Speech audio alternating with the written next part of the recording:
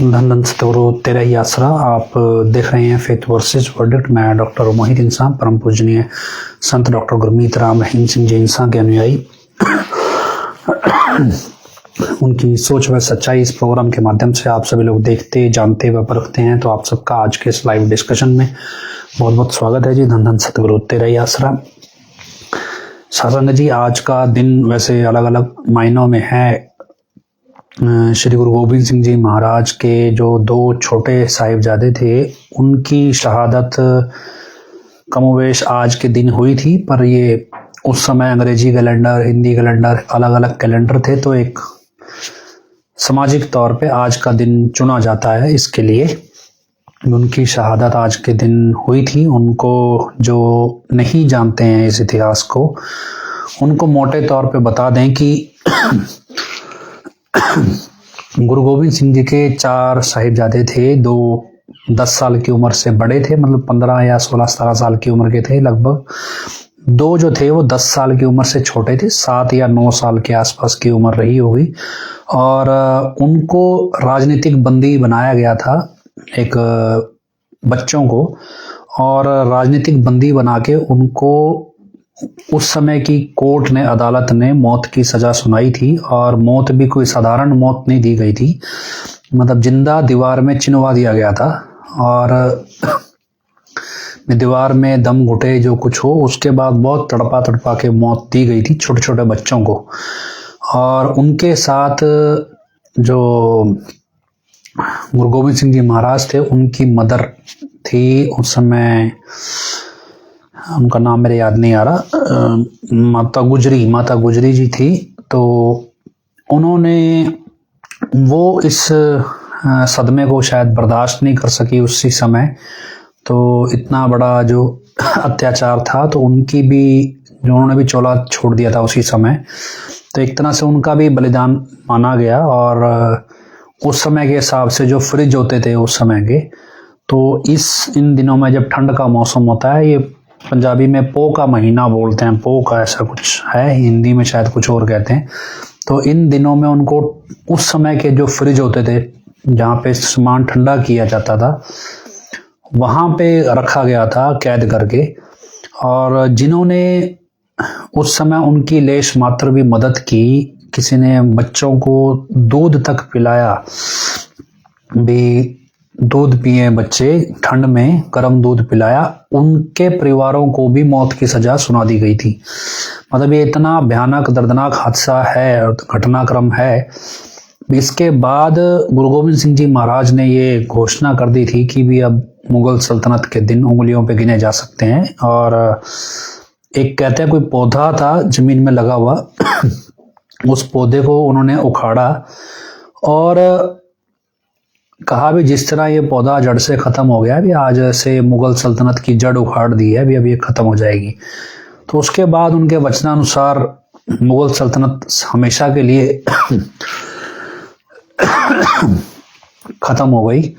और आज जो भी है ये सब इतिहास हमारे सामने है। तो इन दिनों में हम याद करते हैं उन छोटे साहिबजादों की शहादत को और प्रणाम करते हैं उनकी शहादत को। तो हम सब मिलके हजूर महाराज जी के चरणों में नारा लगाएं भी, ऐसे शूरवीर बच्चे, बहादुर शहीद, बहादुर बच्चे, शहीद तो नहीं कह सकते हम, आगे हुई हो, मतलब बहादुर बच्चे जो शहीद हुए, उन जैसे बच्चे सतगुरु हर घर में सबको दे। तो इस प्रार्थना के साथ हजूर पिता के चरणों में नारा लगाते हैं, धन धन सतगुरु तेरा ही आसरा। तो सत्संग जी आगे बढ़ते हैं। हमने कुछ सवाल रखे थे आपके लिए इस दिन को लेके, और इसके अलावा हमने एक वीडियो शेयर किया था यूट्यूब पे, जो 2 लोगों के बीच में बहस हुई भी भगवान है या नहीं है। एक वीडियो भी शेयर किया था और एक ये सवाल रखे थे इस शहादत से संबंधित, उसको लेके हम चर्चा करेंगे आज के लाइव में खास तौर पे। और गंभीरता से सीरियस होके सुनिएगा इसको, कोई भी आप आपस में या कमेंट्स में बहस ना कीजिए, समझने की कोशिश करें। ये चीज़ें इम्पोर्टेंट है, आने वाले समय में हमारे बहुत काम आएंगी। तो सबसे पहले हम शुरुआत करते हैं कि संत कि निगाह से दुनिया को देखें। मान लो हम अपनी निगाह से अपने रिश्तेदार को देखते हैं, अपने बच्चों को देखते हैं, परिवार को देखते हैं, सबको देखते हैं। संत किस निगाह से देखते हैं? संत देखता है इस निगाह से कि किसमें कितने पाप हैं, कितने पुण्य हैं। सपोज कहें भी संत के पास वो पैरामीटर है देखने का कि भाई इसके अंदर 100 पाप भरे हैं, इसमें 200 भरे हैं, इसमें 300 भरे हैं, इसमें 500, 1000, 2000, इतने इसके कर्म बड़े हैं, इतने पाप इकट्ठे हो रखे हैं, भाई ये पाप मेरे को इनके नष्ट करवाने हैं, इसका प्रायश्चित करवाना है। और फिर वो ये भी पढ़ता है भी किसमें सुधरने का कितनी क्षमता है, भी किसको सुधारा जा सकता है और कितना सुधारा जा सकता है। तो ये भी मतलब एक संत अपने उसमें पढ़ता है भी कैसे कितना सुधारा जाए और किसकी कितनी क्षमता है। ये सब चीज़ें मतलब एक संत का जो पर्सपेक्टिव है कुछ इस तरह का ही होता है। उसको कोई मतलब नहीं है भी सामने आदमी है कि महिला है कि स्त्री है या पुरुष है, और वो कौन सी जाति का है, कौन से धर्म का है, उसे कोई मतलब नहीं। उसके लिए सब ईश्वर के बच्चे हैं। कोई बड़ा पापी है, कोई छोटा पापी है। साफ सुथरा भक्ति वाला होता तो अब तक तो सचखंड ही पहुंच जाता। जो बचा है वो ऐसा ही, उसके खाते में कोई ना कोई कर्म टिके हुए हैं। मतलब ये सब चीजें एक तरह से होती हैं। अब उस दृष्टिकोण से संत दुनिया को देखते हैं। और अब आप अगर ये एक कॉन्सेप्ट लेके चलिए और इस कॉन्सेप्ट पे गुरु गोविंद सिंह जी की निगाह से देखना शुरू कीजिए दुनिया को। गुरु गोविंद सिंह जी मौके के संत थे, पूर्ण संत थे, और ईश्वर के भेजे हुए या ईश्वर स्वरूप होते हैं संत। तो वैसे ईश्वर के भेजे ईश्वर स्वरूप एक ही होते हैं। तो गुरु गोविंद सिंह जी मौके के भेजे संत थे और उनकी निगाह से उन्होंने देखना शुरू किया। मान लो पंजाब के लोग हैं या आसपास के जो भी संगत थी उस समय की, भी इन लोगों को सुधारा जा सकता है, इनको भक्ति मार्ग पे बहुत आगे लाया जा सकता है। और दूसरी तरफ उनको मुगल दिखते थे भी इनको, इनके पाप बहुत ज्यादा है, इनका प्रायश्चित कैसे कराएं, इनको सही मार्ग पे कैसे लेके आएं, या फिर जो ये रास्ता पकड़ रहे हैं ये कितना गलत हो चुका है, भी इसको खत्म कैसे करें। तो एक चीज आप समझने की कोशिश करना। हम रामायण सुनते हैं, महाभारत सुनते हैं, पढ़ते हैं, उसमें एक चीज बड़ी सिंपल है कि क्या रावण को किसी और तरीके से मारा नहीं जा सकता था? जब श्री रामचंद्र जी ने बाली को मतलब छुपके मारा, पेड़ के पीछे छुपके मारा, और फिर उसका भुगतान अगले अवतार में किया भी, लेकिन बाली इतना सक्षम था कि वो रावण को मार सकता था। तो भी इतना तामझाम, इतनी मारकाट मचाने की क्या जरूरत थी? भी बाली खुद ही उसको युद्ध में शामिल कर सकते थे, बाली को, श्री रामचंद्र जी। असल में क्या है, भी रावण को मारना इंपॉर्टेंट नहीं है। क्या है कि जो रावण से इंस्पायर्ड है, मतलब रावण से प्रेरणा ले रहे हैं कि भी रावण बड़ा ताकतवर है, इस जैसा हमें भी बनना चाहिए, उससे प्रेरणा ले रहे हैं, उनकी प्रेरणा को खत्म करना है, भी ये प्रेरित ना हो। तो उससे क्या है, भी भगवान दुनिया के सामने एग्जाम्पल सेट करता है, भी तुम रावण जितने ताकतवर भी बन जाओ तो भी तुम मतलब अमर नहीं हो सकते, तो भी तुम सर्वशक्तिशाली नहीं हो सकते। मतलब एक सिंपल सा एग्जाम्पल सेट करना है उनको। ये सृष्टि चलानी है, दुनिया चलानी है, तो आने वाली दुनिया रावण से प्रेरणा ना ले। इस पैटर्न पे समझो, भी भगवान को इस पैटर्न पे है, तो उसमें उसको बुराई को इस रूप में खत्म करना है। भी कल को कोई ये ना कहे भी रावण के पास ये वाली शक्ति थी और उसको मौका नहीं मिला इस शक्ति को चलाने का। अगर मौका मिल जाता तो फिर तब कोई मतलब फिर तो वो जीत जाता। मतलब हर वो मौका उसको दिया भी जो तेरे पास ताकत है बड़ी से बड़ी सब आजमा ले, अगर तेरे से कुछ बनता हो। दूसरी तरफ ये तो है दुनियावी तौर पे भी प्रेरणा, भी आप रावण जैसा बनने की प्रेरणा ना लो। दूसरी तरफ भक्ति का पैमाना है। भी मेघनाथ और लक्ष्मण जी का जो युद्ध हुआ, उस युद्ध में मेघनाथ हर मायने में श्रेष्ठ था, हर तरह से। और एक स्टेज पे जाके जब लक्ष्मण जी को लगा भी अब ये मेघनाथ किसी भी तरीके से मर ही नहीं रहा है, कोई भी शस्त्र कोई भी अस्त्र उस पे काम नहीं कर रहा, तो उन्होंने फिर अपने शस्त्रों को श्री राम जी की दुहाई दी। मतलब उनको भक्ति मार्ग में सरेंडर करना पड़ा रामचंद्र जी के सामने भी, आप ही कुछ करो, आपके नाम की दुहाई देके उसने तीर चलाया, जो भी उस समय के हथियार थे, जिससे मेघनाथ की मौत हुई। मतलब एक तरफ पैमाना भक्ति का एस्टैब्लिश होता है भी, योद्धा इंपॉर्टेंट नहीं है, उस योद्धा की जब एक्सट्रीम हो जाएगी तो वहां भक्ति की ताकत इंपॉर्टेंट है भी। जो राक्षस मारे गए या मेघनाथ जैसों का वध हुआ भी, ये ताकत के दम पे नहीं हुआ, ये भक्ति के दम पे हुआ। भक्ति में समर्पण जो था श्री रामचंद्र जी के प्रति लक्ष्मण जी का, वो भक्ति भाव था, उस भक्ति भाव में भगवान ने लाज रखी, ये कॉन्सेप्ट भी एस्टैब्लिश हुआ। अब कौन आज रावण से प्रेरणा लेता है, कौन आज मेघनाथ से प्रेरणा लेता है, जबकि आज के टाइम पे इन दोनों जितना ताकतवर कोई नहीं हुआ, लेकिन ये एस्टैब्लिश हुआ है।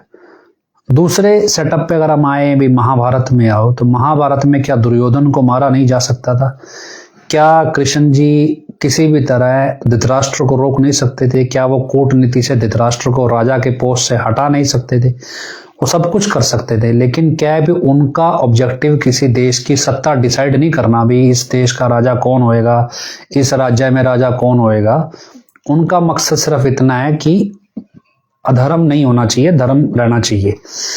उन्होंने दुर्योधन को बराबर का मौका दिया, हर तरह का मौका दिया, जितनी तेरी ताकत है इस्तेमाल कर ले। उसके बाद अगर नहीं है तो हमारे वाली सेना ही ले जा, बेशक से हमारी वाली सेना लेके भी ट्राई करके देख ले भी, हर संभव तरीका अपना ले भी। कल को कोई भी सत्ताधारी सत्ता की ताकत के दम पे अगर ये सोचे कि वो धर्म को दबा लेगा, तो दुर्योधन का एग्जाम्पल उसके सामने रहेगा भी। कितनी सेना आपके पास हो, कितना ही बड़ा साम्राज्य हो, कितनी बड़ी ताकत हो खुद की, कितने ही वरदान हो, लेकिन जब धर्म स्थापित होने पे आएगा तो वो 5 पांडवों के जरिए ही हो जाएगा, चाहे उनके साथ कोई हो चाहे ना हो। तो महाभारत भी कुछ इस कॉन्सेप्ट पे एस्टैब्लिश होती है। करते करते आगे जब आप गुरु गोविंद सिंह जी के दौर में आएंगे, गुरु गोविंद सिंह जी के दौर में भी यही है भी, औरंगजेब एक बड़ा शासक था। अब यहां एक कॉन्सेप्ट क्लियर करना है भी, लड़ाई धर्म को स्थापित करने की है, धर्म स्थापित करना है, अधर्म को खत्म करना है। बंदा खत्म करना है नहीं करना वो एक अलग चीज है।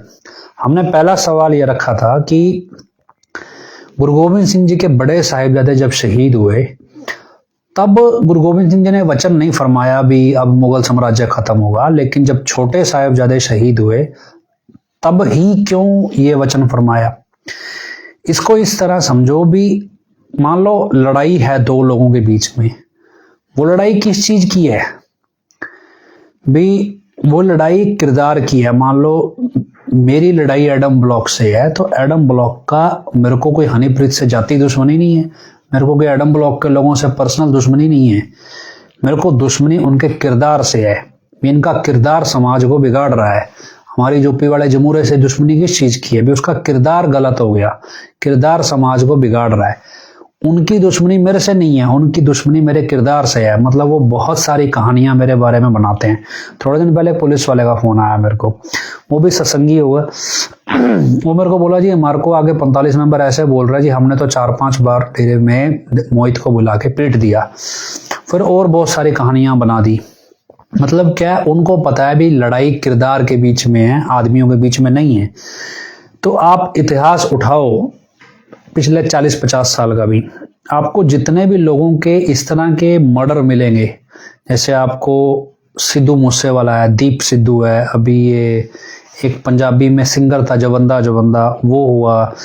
उसके बाद कई आपको मतलब मिलेंगे ऐसे लोग जिनका मतलब मर्डर एक तो होता है दुश्मनी में होता है, एक मर्डर होता है किरदार का भी, जिसका किरदार लोगों को खींचने लगे भी वो, और वो किरदार कंप्रोमाइज ना करता हो भी, झुके ना नेताओं के सामने या पावर के सामने, उस किरदार को सत्ता या ताकत खत्म करने लगती है।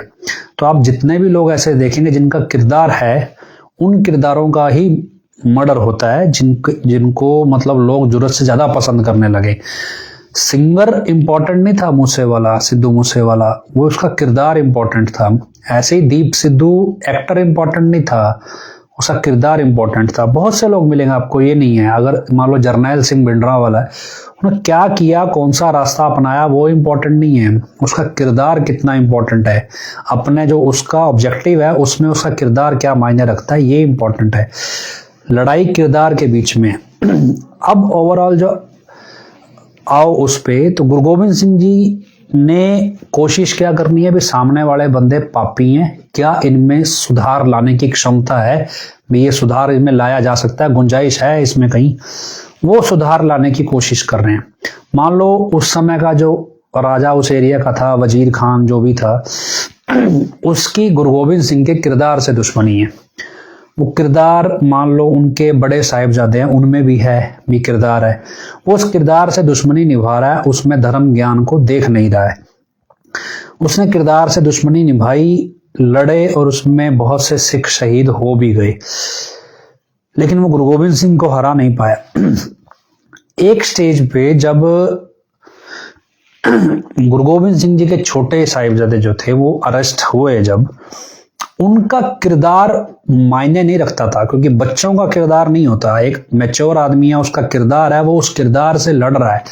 बच्चा जो 10 साल से छोटा है भी, ये इसका कोई किरदार नहीं है, ये अभी मासूम है, इसकी कोई विचारधारा सेट नहीं हुई है, और इसकी बातों को आप बड़ों की बातों से कंपेयर नहीं कर सकते। तो जो घटनाक्रम है भी उनके छोटे साहिबजादों के जरिए, जो राजा वजीर खान को उस समय का जो था वहां का, उसको जब मैसेज दिया गया कि भाई तुम अधर्म के रास्ते पे है, तो जो भक्ति मार्ग पे लोग चलते हैं, अब जो ये धर्म का प्रोपेगेंडा लेके चलते हैं उनको नहीं कह रहा हूं, जो भक्ति मार्ग की भाषा समझते हैं वो ये अच्छी तरह समझते हैं भी जो उनके छोटे साहिबजादों ने वहां पे कहा, वो उन्होंने नहीं कहा, उनके जरिए ईश्वर बोल रहा था कि ये राजा को मैं अंतिम चेतावनी दे रहा हूं, और एक बच्चे के रूप में दे रहा हूं भी देख, सोच ये बच्चों की है, ये बड़ों की नहीं है। भी बच्चे के रूप में वो चेतावनी दी गई उस वजीर खान को, लेकिन दी ईश्वर ने। बच्चा कभी इतना मैच्योर नहीं होता जो राजा को डरा दे। बच्चे की जो सोच थी उन बच्चों की, और उन बच्चों की सोच नेकी के रास्ते पे चलने की थी। उनको नहीं पता था सिख क्या होता है और मुसलमान गलत होता है कि सिख सही होता है, वो बचपने में थे। उन्होंने वो बोला, उनके जरिए ईश्वर ने बोला भी, जो भी उसको वार्निंग दी, उसको ये समझ नहीं आया, उसको पता था कि भी मैं अधर्म के रास्ते पे हूं, और वो बच्चे की सोच से डर गया राजा, और इतना डर गया कि बच्चों को गुनहगार समझ के फांसी दे दी। ये एक आखिरी स्टेप था जहां पे गुरु गोविंद सिंह जी ने आध्यात्मिक तौर पे ये क्लियर कर लिया कि अब इसमें सुधार की गुंजाइश नहीं बची। मतलब जो सल्तनत इस लेवल पे आके इसमें सुधार की गुंजाइश बिल्कुल ना बचे, उस सल्तनत को खत्म हो जाना चाहिए। जब तक उन्होंने लड़ाई जंग के मैदान में लड़ी या जिस तरह से भी किरदारों के साथ लड़ी, तब तक वो एक स्टेज पे मान सकते हैं भी किरदारों से लड़ाई लड़ रहे हैं, वो एक बागियों से लड़ाई लड़ रहे हैं। एक 6 साल के बच्चे से अगर एक राजा भयभीत होने लगे और फिर वो बच्चे की सोच को दबाए, उसको राजनीतिक अपराधी मान के उसको मौत की सजा सुनाए, भी इस राजा को जीने का कोई हक नहीं है, इसके साम्राज्य को चलने का कोई हक नहीं है। तो ये एक चीज है मतलब कॉमन से कि उनका तो वचन, संत का क्या है, संत ने तो वचन कर देना, उसके बाद ब्रह्मांड का पूरा घटना चक्कर उसी हिसाब से घूमने लगेगा। अब आप यही फॉर्मूला उन्होंने औरंगजेब पे भी अप्लाई किया। अभी क्या औरंगजेब में सुधार की गुंजाइश है, तो उन्होंने उसको चिट्ठी लिखी, जफरनामा जिसे कहते हैं। औरंगजेब को जफरनामा पढ़ के लगा कि भी मैं बहुत गलत रास्ते पे हूं, और उसको इस चीज का सदमा लगा, और अल्टीमेटली उस सदमे से आगे चल के उसकी मौत भी हो गई। लेकिन उसके बाद उसने अपनी भूल सुधारी, उसने गुरु गोविंद सिंह जी को मतलब अपनी सरकार में हर जगह ये ऑर्डर जारी किया, अभी कोई गुरु गोविंद सिंह जी को गिरफ्तार नहीं करेगा, उनके खिलाफ कोई युद्ध नहीं होगा, कोई उन पर हमला नहीं होगा, वो कहीं भी जा सकते हैं। फिर सारी चीजें उसने की। औरंगजेब में सुधार की गुंजाइश उन्होंने देख ली, लेकिन इधर वजीर खान में नहीं देखी। इसलिए जब बहादुर शाह जफर राजा बना तो उन्होंने डिमांड रखी, हमें वजीर खान चाहिए भी, ये व्यक्ति जीने लायक नहीं है। तो ऐसे ही जब आप सिख इतिहास पढ़ोगे तो उसमें आता है कि गुरु गोविंद सिंह जी ने कहा भी इनमें सिर्फ अहंकार बोल रहा है, इनमें इंसानियत का कोई गुण बचा नहीं है। तो इनको, जिनके अंदर इंसानियत का एक भी गुण ना बचे, उनको जीने का कोई अधिकार नहीं है। अब दूसरा सवाल हमने रखा था भी इंसानियत के लिए शहीदी और एक देश के लिए शहीदी, दोनों में शहादत बड़ी कौन सी है, इंसानियत की है कि देश की है? अगर आप इतिहास उठाओ तो जितने भी अवतारी पुरुष आए, उन्होंने किसी देश की सत्ता को बचाने या किसी देश को आजाद कराने के लिए लड़ाई नहीं लड़ी। उनकी लड़ाई समाज को ढोंग पाखंड अधर्म से आजाद कराने की थी और भक्ति स्वतंत्र होनी चाहिए, इस चीज पे थी।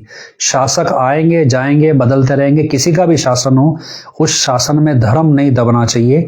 अधिकारों का हनन एक शासन की अपनी तानाशाही है, लेकिन उसमें अगर ईश्वर की भक्ति के अधिकार का हनन होगा तो संत नाच मतलब बिना कहे उसमें कूद जाएंगे। तो यही चीज इंसानियत में जो संतों के रास्ते पे या इंसानियत के रास्ते पे जो चलते हैं, वो इसी चीज को कॉमन रखते हैं भी भक्ति का अधिकार, ईश्वर की भक्ति स्वतंत्र रहनी चाहिए। और क्योंकि इस दुनिया का अस्तित्व भक्ति, ईश्वर की भक्ति से ही है, इसको सिंपल भाषा में समझते हैं। मान लो हम किसी के धर्म के बारे में कोई कमेंट करते हैं उल्टा सीधा, तो उस पर मुकदमा दर्ज होता है। क्यों होता है? क्योंकि ये किसी की आस्था से जुड़ा है। और ये आस्था कहाँ से आई? ये धर्म से आई। मतलब समाज में जो गुण है वो धर्म की शिक्षाएं पैदा करती हैं। ये गुण समाज के ढांचे को बनाते हैं और फिर जब ये समाज का ढांचा टूट ना जाए, इसलिए इसकी सुरक्षा के लिए कानून बनाए जाते हैं। मतलब कानून सबसे छोटा है, उससे बड़ा समाज का ढांचा है, उससे बड़ा धर्म का ढांचा है। तो अगर कानून ऐसा हो जो समाज के ढांचे को तोड़े, तो उस कानून को खत्म होना जरूरी है। और अगर समाज ऐसा हो जो धर्म के ढांचे को तोड़े, तो समाज का खत्म होना जरूरी है। और ये मतलब एक नॉर्मल कॉन्सेप्ट है। ऐसे में जो इंसानियत के लिए लड़ रहा है और जो देश को बचा रहा है, जो वो कानून के हिसाब से लड़ रहा है, तो इंसानियत का स्तर 2 ग्रेड ऊपर है देश के स्तर से। इसलिए इंसानियत के रास्ते पे जो शहीद हुआ व्यक्ति है, जो धर्म की स्थापना में शहीद हुआ, वो हमेशा से ही देश के लिए शहीद होने वाले शख्स से सुपीरियर है। अब प्रॉब्लम ये है कि इस कॉन्सेप्ट को लोग समझते और समझाते कैसे हैं। आपको धर्म कभी भी ये इजाजत नहीं देता कि आप हथियार लेके किसी पे भी हमला करो। आप सिर्फ इतना अधिकार देता है भी आप अपनी आत्मरक्षा में और अपने अधिकारों की सुरक्षा में, जो ईश्वर की तरफ से मिले हैं, जो स्वतंत्रता के अधिकार हैं, उसके लिए आप संघर्ष कर सकते हो, उसके लिए आप अपनी आत्मरक्षा में शस्त्र उठा सकते हो। लेकिन किसी पे हमला करने के लिए, किसी को नुकसान पहुंचाने के लिए नहीं, कभी नहीं उठा सकते भी। ये धर्म आपको इजाजत नहीं देता। जबकि जो क्षत्रिय की परिभाषा बनाई जाती है लोगों में, वो इस तरह से बनाई जाती है भी आप इस पे हमला करके इसको खत्म कर दो ताकि धर्म सेफ हो जाए। अब आप महाभारत, रामायण या गुरु गोविंद सिंह जी का किरदार समझो। उन्होंने बुराई को मौका दिया, बिल्कुल पूरा भी सारी ताकत आजमा लो, 10-10 लाख की सेना ले आओ, हम 30-40 ही बहुत हैं, हम तो 1.25 लाख से एक आदमी को बिड़ा देंगे, हम तो ऐसे हैं। मतलब पूरा मौका दिया। जब हर एक मौका देने के बावजूद कोई कुछ नहीं कर सका, तब उन्होंने उस समय के राजा को लिख के बताया भी देख तेरी हर एक ताकत कैसे हमने निस्तो नाबूद कर दी, तो भगवान तेरे साथ है कि हमारे साथ है। मतलब ये सारी चीजें बताई और दिखाया भी कैसे तो धर्म के नाम पे ढकोसला कर रहा है और तेरा धर्म कभी ये टिक ही नहीं पाएगा जिस हिसाब से तू चला रहा है। तो ये एक कॉन्सेप्ट है और इस कॉन्सेप्ट में अगर कोई कहे कि भाई फलाने बंदे को मार दो या फलानी व्यवस्था को मार दो और इससे भी आप सेफ हो जाओगे और इससे धर्म सुरक्षित हो जाएगा, तो ये धर्म के अंदर शहादत का पैटर्न नहीं है। धर्म के अंदर शहीदी का पैटर्न है कि आपके किरदार को कौन मारना चाहता है। अगर आप पे आपका दुश्मन आपके किरदार को मारना चाहता है, वो आपको झुका नहीं सकता और आपको मारने के लिए वो आपकी हत्या कर रहा है, आपके किरदार को मारने के लिए। ये धर्म के मार्ग पे शहादत है, ना कि शहादत इस चीज की है भी आप किसी पे हमला करने जाओ और बदले में वो आपको मार दे। धर्म आपको किसी भी इंसान पे न किसी भी रूप में इस तरह से हमला करने की इजाजत नहीं देता, आत्मरक्षा और अपने अधिकारों की रक्षा के अलावा। हमला नहीं करना, अधिकारों की सुरक्षा आपको कानून के तहत होती है और आत्मरक्षा में हमला होता है। तो लेकिन क्या है कि जितने भी धर्म के ठेकेदार हैं या धर्म की जो चीजें चल रही हैं उसमें जो फैनेटिज्म है एक तरह से, मतलब आपको जी चरमपंथी जो लोग होते हैं, एक्सट्रीमिस्ट होते हैं, एक्सट्रीमिज्म है, इन लोगों को उकसाया जाता है उदाहरण देके भी। देखो जी गुरु गोविंद सिंह जी ने भी तो यही किया, देखो जी कृष्ण जी ने भी तो ऐसे ही किया। वो मिस इंटरप्रिटेशन है, क्योंकि जब आप सिर्फ क्षत्रिय धर्म तो समझ रहे हो, आप भक्ति का धर्म नहीं समझ रहे हो। संत के लिए, अवतार के लिए जिसको मारा जा रहा है वो भी उसी का बच्चा है, लेकिन उसे पता है अब इसमें सुधार की गुंजाइश बची नहीं है, इसलिए इसको मारा जा रहा है। ऐसा नहीं है भी वो जिसको आए सामने मारते चलेंगे, भी वो उनका अपना ऑब्जर्वेशन है। भक्ति का दायरा सिर्फ गुरु के आदेश का पालन करना है, भक्ति के दायरे में खुद फैसले लेके किसी को मारना नहीं है। तो ऐसे में जो गुट बने हुए हैं जगह जगह, वो क्या करते हैं, उनका जो लीडर होगा वो ऑर्डर देगा भी मार दो, भाई वो ऑर्डर दे के मार, वो गुरु की पोजीशन में है ही नहीं, वो ऑर्डर दे ही नहीं सकता। लेकिन क्या भी वो दे रहा है और लोग मान भी रहे हैं और उसको गुरु की पोजीशन पे रख भी रहे हैं, और फिर ये दावा भी कर रहे हैं भी ये गुरु हो नहीं सकता। मतलब ये ओवरऑल कॉन्सेप्ट है शहादत का। भी शहादत ईश्वर तय करता है, आपका किरदार इतना बड़ा हो भी दुश्मन आपके किरदार से डरने लगे, और फिर उस किरदार में जब आपको मारने उतरे और अगर आपका बलिदान दे ईश्वर ले, मतलब आपकी कुर्बानी ले, तो उसके बदले में वो बहुत कुछ करता भी है। अगला सवाल इसी से जुड़ा है कि जो धर्म के रास्ते पे शहादत होती है, इसके बदले में धर्म युद्ध को फायदा क्या मिलता है।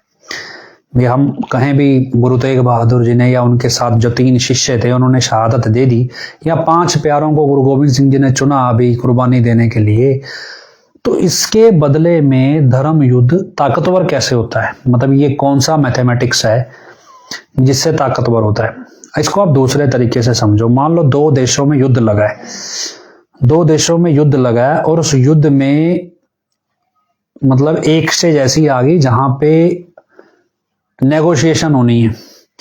नेगोशिएशन क्या है कि मान लो एक देश का जो सेनापति है, सपोज है कोई भी एक ऐसा सेनानी है जो इस लड़ाई के नियम के अनुसार बहुत ज्यादा ताकतवर है और बहुत ज्यादा इंपॉर्टेंट है, तो दूसरा अगर वो कहे जी ऐसा है जी आपका ये शर्तें मान ली जाएंगी, बदले में एक शख्स की कुर्बानी देनी पड़ेगी, तो रूहानियत में किरदार की कीमत होती है, भाई भक्ति के किरदार की कीमत होती है। जितना भक्त जितना श्रेष्ठ होगा उसकी भक्ति की उतनी कीमत होती है जो बुराई के एवज में चलती है।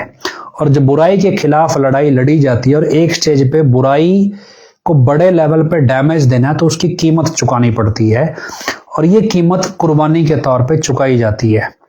तो ये कीमत चुकाए कौन, तो इसमें क्या है भी सिर्फ उन्हीं लोगों की ही कीमत दी जाती है जिनकी कीमत हो, जो वाकई में भक्ति मार्ग में अव्वल दर्जे के भक्त हों। तो अगर आप इतिहास उठाओगे और भक्तों की शहादत नोट करोगे, जब जब किसी भक्त की शहादत हुई है जिस जिस एरिया में जिस जिस संदर्भ में, वहां एक बड़े स्केल पे धर्म की लहर उठी है।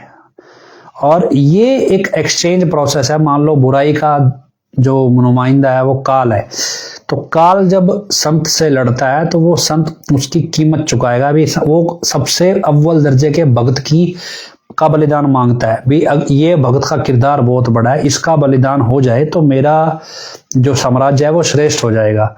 तो संत ऐसे भक्त की कुर्बानी स्वीकार करते हैं, तो घटना चक्र में उसकी कुर्बानी होती भी है। ये नहीं है भी उसने अपना बैठे बैठे आत्महत्या कर ली, लो जी कुर्बानी दे दी, इस तरह नहीं कुर्बानी दी जाती। वो अंडरस्टूड है। आप कितने भी शहादतें चेक करोगे जो भक्ति के रास्ते पे दी गई, अपने आप को समर्पण किया गया, वो सब अव्वल दर्जे के भक्त मिलेंगे। ऐसा नहीं है भी कोई गैंगस्टर उठ के आया, उस समय का बड़ा शातिर अपराधी था और आके वो युद्ध में शहीद हो गया और उसको अव्वल दर्जे का भक्तों का दर्जा मिल गया। ऐसा नहीं है। उसका पूरा किरदार ऐसा होगा जो एक अव्वल दर्जे के भक्त का होगा, जिसके किरदार की कोई तोड़ नहीं होगा, उसकी काट नहीं होगी। तो ये एक कॉन्सेप्ट है इसमें। इसलिए जब भी किसी की, जब हम हजूर पिताई ने एक बार जिक्र किया अभी, जब गुरु गोविंद सिंह जी को धर्म की स्थापना करनी थी, तब उन्होंने 5 लोगों का बलिदान मांगा, अभी मुझे 5 सिख चाहिए मेरे, भी जो इंसानियत के लिए, धर्म की रक्षा के लिए अपना बलिदान दे सकें, ऐसे 5 शिष्य चाहिए। अब ये 5 शिष्य कीमत हो गई, मतलब उनको उस समय काल को देने के लिए 5 शरीर चाहिए थे, ये कीमत है। और ये कीमत वो लोग उनकी दी जा सकती है जो अव्वल दर्जे के भक्त हों। तो उन्होंने हालात इस तरह से पैदा कर दिए भी अपने आप ही वो अव्वल दर्जे के भक्त छटके आ गए।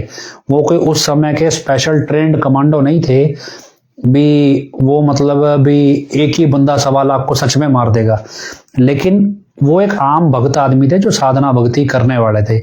उन्होंने अपना बलिदान देना स्वीकार किया। उनकी कीमत एक तरह से बलिदान के तौर पे दी गई। बेशक वो हालातों में उन्होंने धर्म के अनुसार काम किया, पर ये आध्यात्मिक गणित के हिसाब से उसके एवज में जब वो बलिदान दिया गया, उसके एवज में धर्म युद्ध मजबूत हुआ, और इतना मजबूत हुआ कि फाइनली औरंगजेब को, मतलब मुगलों का पूरा साम्राज्य हमेशा के लिए खत्म हो गया। तो ये एक ओवरऑल कॉन्सेप्ट है भी, जैसे हम यूं कहें भी एक बहुत बढ़िया फौजी है, वो गलती से बॉर्डर टप गया, दूसरे देश में फंस गया, या एक आम फौजी है जो बॉर्डर क्रॉस कर गया, दूसरे देश में अरेस्ट हो गया। अगर इधर देश का जो सिपाही है, वो जो देश है, वो किसको छुड़ाएगा? वो अपने बेटर से बेटर कमांडो को छुड़ाएगा, और वो कोशिश करेगा, और वो हल्के कमांडो को नहीं छुड़ाएगा, और बेटर कमांडो के लिए वो जोर लगाएगा, ताकत लगाएगा। इसलिए जब जब ऐसे किरदार की मौत होती है, और जब एक बेटर कमांडो या बेटर किरदार वाले कमांडो की मौत होती है, शहादत होती है, तब तब उसकी यूनिट, उसकी फौज, उसकी जो आर्मी है, वो उतना ज्यादा जुनून से पेश आती है, उतना ज्यादा हौसले में आ जाती है भी। ये एक कीमत होती है एक तरह से भावनाओं की। आप जो फौज के लोग हैं उनको पता है, जिसकी बटालियन से कोई शहीद होता है, और अच्छा कमांडो जब शहीद होता है और कुछ बड़ा काम करके शहीद होता है, तब उनको कितना हौसला मिलता है। जो लोंगेवाला में जब लड़ाई हुई थी 1965 की, 71 की, 65 की शायद, उसमें बैटल, उसकी जो यूनिट थी, वो यूनिट जो थी, और यूनिट की जो आज उसकी रेजिमेंट जो चलती है, उनको जाके पूछो, उस समय के दिए गए बलिदानों में भी आज वो उतना मोटिवेशन लेके चलते हैं। मतलब ये एक कॉन्सेप्ट है। ठीक इसी तरह जो इंसानियत के रास्ते पे शहादत दी जाती है, इसके एवज में बुराई का बड़ा हिस्सा डैमेज किया जाता है, या फिर भक्ति का जो लेवल है, ग्रेड है, वो अप कर दिया जाता है। उदाहरण के तौर पे भी जो भक्ति 1 घंटा नाम जपने से प्राप्त होती है, वो भक्ति अब आधे घंटे में हो जाएगी। मतलब ये अपग्रेड हो गया। अभी भक्ति की जो पावर है वो 1 घंटे वाली 2 घंटे के बराबर हो गई, मतलब डबल हो गई एक तरह से। इसी तरह गुरु गोविंद सिंह जी ने, जब गुरु तेग बहादुर की शहादत हुई, उनके शिष्यों की हुई, आगे 5 प्यारों की, उनके साहिबजादों की हुई, उन्होंने सारी चीज के बदले भक्ति की पावर को 1.25 लाख गुना बढ़ा दिया। भी एक आदमी अब 1.25 लाख के बराबर है। मतलब आप सोचो भी, एक आम आदमी की ताकत भक्ति मार्ग में 1.25 लाख गुना बढ़ा दी इस शहादतों के बदले में। उनको जो मिलेगा वो मिलेगा। तो ये एक कॉन्सेप्ट है शहादत का। जब हजूर पिदाई ने से किसी ने पूछा कि अब क्या होगा, तो हजूर पिदाई ने कहा भी आज के समय में हमें किसी के बलिदान की कोई आवश्यकता नहीं है। आज के मतलब समय में धर्म स्थापना के लिए ईश्वर को या कोई बलिदान, कोई कुर्बानी नहीं दी जाएगी किसी भी भक्त की। तो अगर नौबत होगी तो हम अपना बलिदान खुद देंगे। ये हजूर पिताजी के वचन थे 29 अप्रैल 2007 के दिन, जब उन्होंने पहली बार जाम पिलाया। और ये जो चीज हो गई भी, अब काल को बलिदान दिया नहीं जाएगा, तो इसका मतलब जितना भी ये कुर्बानी वाला सिस्टम चलता है आज की डेट में डेरे से मैनेजमेंट के थ्रू, ये सब तो फेल हो गया भी। जब हजूर पिताजी के वचन ही है तो ये कॉन्सेप्ट तो एग्जिस्ट ही नहीं करना चाहिए डेरे में। लेकिन क्या है कि अब आपको पता ही है कुर्बानी के नाम पे क्या कुछ नहीं करवाया पिछले 15-20 सालों में। तो ये सारी चीज आपको यहां से समझ आ जाएगी। इससे अगले स्टेप पे चलो भी, हमें यहाँ कुर्बानी के कोई मतलब डिस्कस नहीं करना है। अब आपको करना क्या है? हमें करना है अपना किरदार बड़ा। भी अब हमारे किरदार को शहीद किया नहीं जा सकता, लेकिन अगर हमारा किरदार है ही नहीं, फिर हमारी मौत शहादत हो नहीं सकती। और अगर हमारा किरदार है और इस लायक है भी उसे मारा जाना चाहिए, लेकिन हजूर पिताजी के वचन है मारा जा नहीं सकता, बेशक कोई एटम परमाणु बम ही क्यों ना चला ले। तो जब एटम परमाणु बम से भी नहीं मारा जा सकता, तो फिर उस किरदार को बड़ा बनाने में हमें काम करना चाहिए भी हमारा किरदार बड़ा होना चाहिए। और इस बड़ा किरदार को बनाने में जितना जोर लगाएंगे, उतना इस धर्म युद्ध में हमारी मजबूती बढ़ती जाएगी। अब गुरु गोविंद सिंह जी के समय में 1.25 लाख गुना का रेट चल रहा था, अभी 1 रुपए में 1.25 लाख गुना काम होएगा, 1.25 लाख का काम होएगा, मतलब भक्ति मार्ग में। तो सोचो जब बुराई बढ़ती है तो अच्छाई उससे कई गुना ज्यादा बढ़ती है। तो बुराई के रेशो में 1.25 लाख गुना रेशो में तो उस टाइम बढ़ रही थी, तो आज कितना बढ़ रही होगी। हमारा संघर्ष अपने किरदार को बड़ा करने में होना चाहिए। हमारा किरदार बड़ा होगा, सब कुछ होगा। अब हम जब ये यूपी वाला कहते हैं भी नकली है, अभी लोगों को लगता है पता नहीं क्या बड़ी तोप चला लेंगे। एक किसी ने मेरे को स्क्रीनशॉट भेजा और लिखा जी क्या जी अब आएगा यूपी वाला जमूरा, इससे माफी मांग लेना, 4 जोत ना मारना इनके सिर पे, माफी मांग लो यूपी वाले जमूरे से। अब क्या भी हजूर आज की स्टेज पे आओ, आज की स्टेज पे आओ, आप देखो भी जितने भी धर्म गुरु हैं, कईयों को जो बड़े बड़े तोपची है जिनके अपने प्राइवेट जेट चल रहे हैं, उनका नाम सीधा सीधा नशा माफिया में उठता है। अभी ये नशा माफिया के पीछे के सरगना है जो बाहर एक सफेद पोस्ट चेहरा संत का लेके घूम रहे हैं। अब बड़े बड़ी प्रॉपर्टियां बनाए जा रहे हैं, बनाए जा रहे हैं, बनाए जा रहे हैं। और क्यों बना रहे हैं? बस सनक है। जितने भी ठेकेदार है धर्म के, आप देख लो भी नौटंकी है जी। ऑस्ट्रेलिया का नाम ऑस्ट्रेलिया क्यों पड़ा? क्योंकि वहां पर रामायण के बाद अस्त्र छुपाए गए थे। मतलब शुक्र है भी इन्होंने सारे जितने नाम पड़े सबका खंडन नहीं किया। तो किसी को भी देख लो, किसी का भी किरदार नहीं मिलेगा। इवन आप धर्म का ठेकेदार ले लो, उन किसी संस्था को चलाने वाले को देखो, किरदार नहीं है। जहां किरदार है वहां उसके दुश्मन है, क्योंकि जो किरदार होगा वो झुकेगा नहीं। उन्होंने हजूर पिताजी को टारगेट क्यों किया? उन्होंने हजूर पिताजी को इसलिए टारगेट किया क्योंकि हजूर पिताजी का किरदार बड़ा था।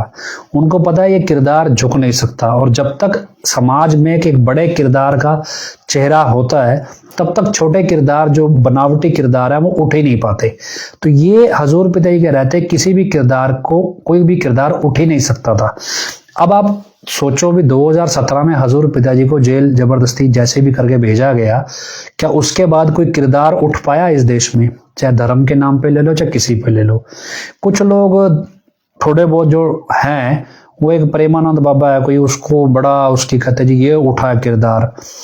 क्या है कि एक आदमी जिसके पास पैसा कमाने के लिए 1 रुपया नहीं था, जो बीमार था, जिसके गुर्दे फेल थे, जिसके पास 1 रुपया भी नहीं था मतलब इलाज कराने के लिए, उस समय वो कुछ नहीं था, और आज वो करोड़ों की गाड़ियों में घूमता है। वो मेहनत करके पैसा नहीं कमाता, वो लोगों के दिए पैसे पे उसका रोजगार चलता है, खाना पीना चलता है, उसी पे उसकी दवाई चलती है। अभी ये किसी को क्या दे देगा जो लोगों के पैसे पे पल रहा है? तो लेकिन क्या किरदार लोगों ने बस ठीक है, एक फोटोजेनिक फेस है बढ़िया, थोड़ा बहुत जगह उसके चेहरे पे बची है, बाकी सारा तो चुने चाने जिससे भी अलग अलग चीजों से लीप रखा होता है। तो ये सारी चीजें हैं। किरदार आपको किसी का नहीं मिलेगा, एक सिंगल शख्स का नहीं मिलेगा। बाकी सरकार में तो आप देख ही रहे हो क्या कुछ हो रहा है। तो किरदार नहीं है। अब आज के डेट में जो क्राइसिस है, वो क्राइसिस क्या है? आज के डेट में डिबेट करानी पड़ रही है भगवान है या नहीं। क्यों? क्योंकि भगवान का किरदार जो है उसमें कमी नहीं होती कोई भी, किसी भी तरह की। अब जब भगवान के किरदार में कोई कमी नहीं है, तो फिर उसके संत का जो किरदार है वो भगवान के किरदार से मेल खाना चाहिए। अब लोगों को जहां भगवान चाहिए, एक चेहरा चाहिए आस्था का, उस चेहरे में उसका किरदार होना चाहिए। अब वो जिस भी चेहरे को पकड़ रहे हैं, चाहे वो अकाल तख्त का जत्थेदार पकड़ रहे हैं, चाहे वो कोई शंकराचार्य पकड़ रहे हैं, चाहे वो कोई कथावाचक पकड़ रहे हैं, चाहे वो कोई मतलब धार्मिक स्थान का पंडित, पादरी, मौलवी, पुजारी, पाठी जो भी है, उसका किरदार ना ईश्वर के किरदार से मैच नहीं कर रहा। और ऐसे में लोगों को लग रहा है भी यार जब किसी का किरदार मैच ही नहीं कर रहा, भी क्या भगवान है भी या नहीं? और अगर है भी, सबसे पहले तो इन्हीं के 2 जूत हमारे भी यार, यही बंदे भगवान के नाम पे लूट लूट खा रहे हैं। दूसरा क्या है भी, जब किरदार नहीं बचा तो लोगों में ईमानदारी नैतिकता नहीं बची और उससे अपराध बढ़ रहा है और भ्रष्टाचार बढ़ रहा है। ऐसे में हर एक आदमी असुरक्षित है भी, कहाँ जाए, कब किसके साथ क्या हो जाए पता नहीं। वो क्या कर रहा है, वो डर के मारे जगह जगह माथा टेकना शुरू कर रहे हैं। एक जगह टेक रहा है, दूसरी जगह भी टेक ले, क्या पता इधर वाला ही काम कर जाए। वो पिताजी कहानी सुनाया करते ना भी, दर दर दे मंगते ना लो एक दरदा होके बैठ जाए। वो हर दर के मंगते बन रहे हैं। अब कहीं कोई बड़ा तो काम करेगा, जिसको इधर नहीं चच रहा वो इधर, इधर नहीं चच रहा इधर, मतलब वो ये सब लगा हुआ है। और उसमें जो धर्म का ठेकेदार है वो ये देख रहा है भी इनको धर्म के नाम पे ज्ञान नहीं होना चाहिए, और जो धर्म का ज्ञान देगा भी नॉर्मलाइज करना चाहेगा या सही ज्ञान देगा, भी इसका ज्ञान पसरना नहीं चाहिए। अब ऐसे में जब हजूर पिताजी के पुराने सत्संग सुन के लोगों को ये महसूस होने लगा भी हजूर पिताजी का किरदार बड़ा है, और ये डिमांड जब रेज होने लगी भी हजूर पिताजी का समाज में होना जरूरी है, तब उन्होंने यूपी वाला जमुरा उतार दिया भी हजूर पिताजी का किरदार छोटा करो।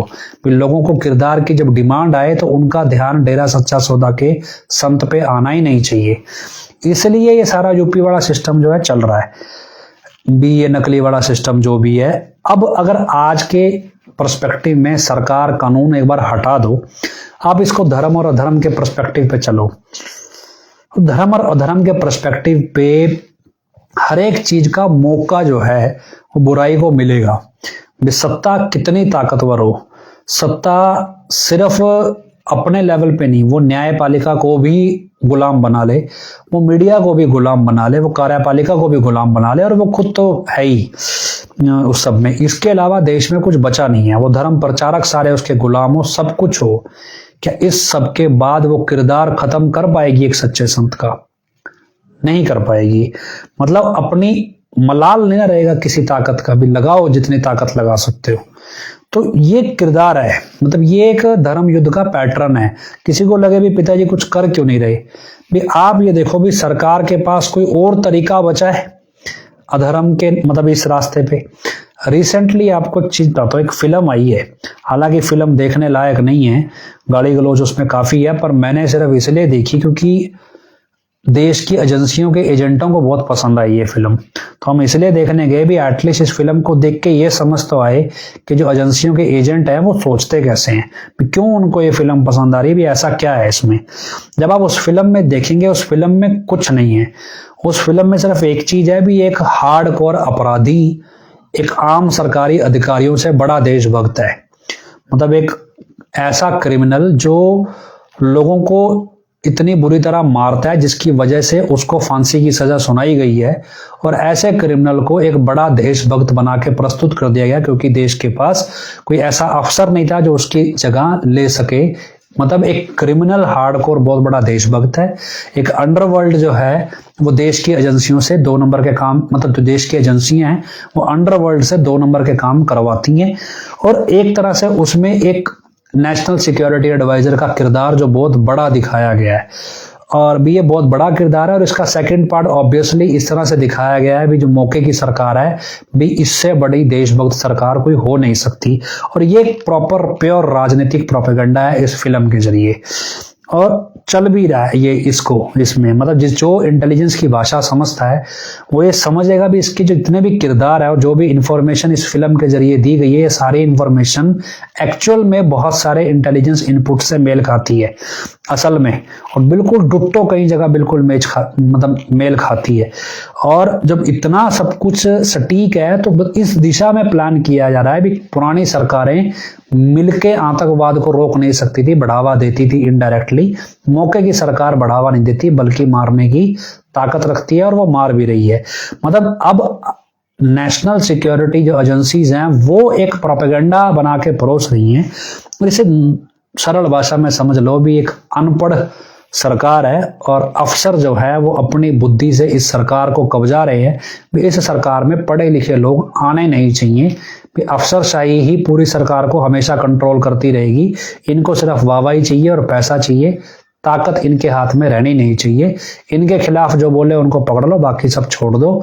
ये राजी है तो एक तरह से ये एक इंपीरियल रूल है जो कभी पाकिस्तान में लागू हुआ, जो तरीके से वेस्टर्न कंट्रीज ने, इजराइल ने, अमेरिका ने अपने देश में इनडायरेक्टली लागू कर रखा है, और उसी पैटर्न पे इंडिया की सरकार या इंडिया की खास तौर पे सिक्योरिटी एजेंसीज इस पैटर्न पे चल के ये रूल लागू करने की तैयारी में है।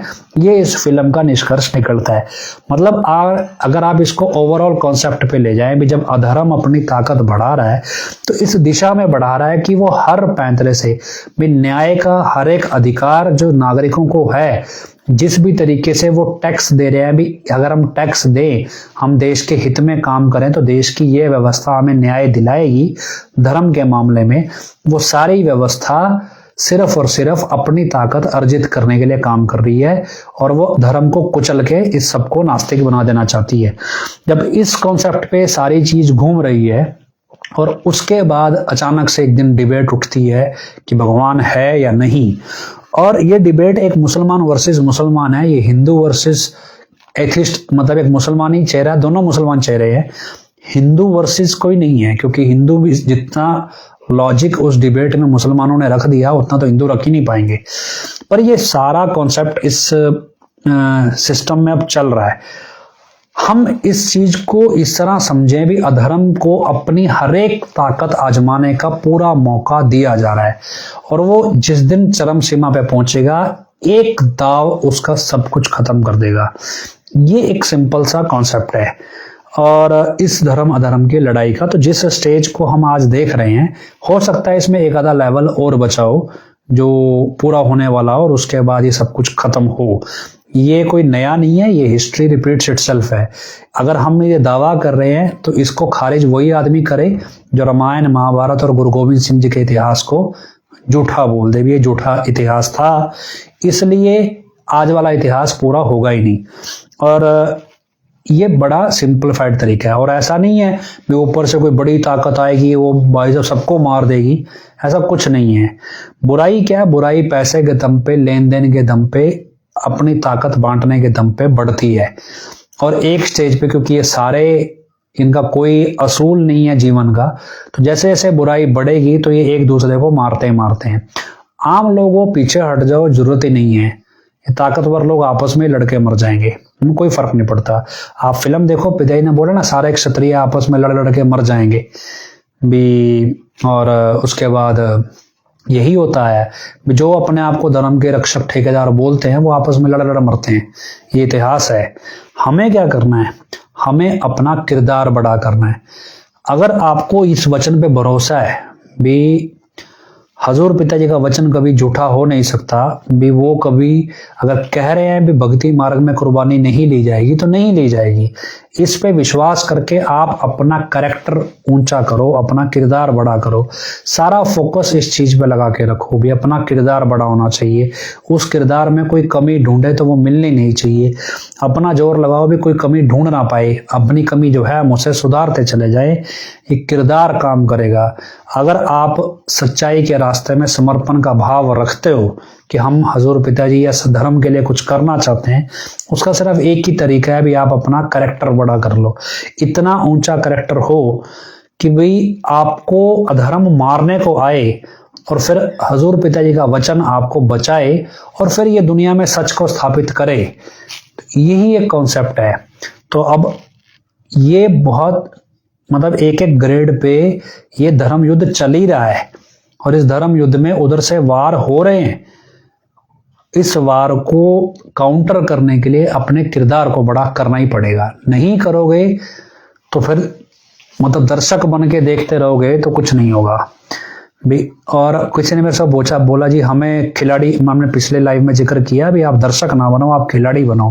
बोला जी हम खिलाड़ी कैसे बने? तो खिलाड़ी आप अपने किरदार को बड़ा करो, हर रोज अपना आंकलन करो, समाज में पढ़ो भी हमारा किरदार कहाँ कम है। नहीं समझ में आता सुमन करके पूछो पिताजी से। मैं आपको छोटा सा एग्जांपल देता हूँ।